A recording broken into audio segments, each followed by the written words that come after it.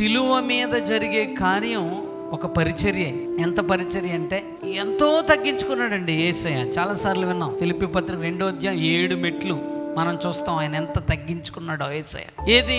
సిలువ మీద ఆయన మరణించటానికి ఎంతో తగ్గించుకుని. అందుకే నేను పరిచారం చేయించుకోవటానికి రాలేదు, నేను పరిచర్య చేయటానికి వచ్చానన్నాడు యేసయ్య. గొప్ప దేవుడయ్యండి ఆయన.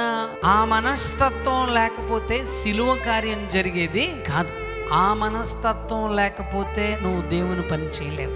గర్విస్తే, లేకపోతే నేనున్న మెట్లో నుంచి ఒక మెట్టు దిగన్నేను అని అనుకుంటే యేసయ్య నీకు నాకు రక్షణ వచ్చేది కాదు.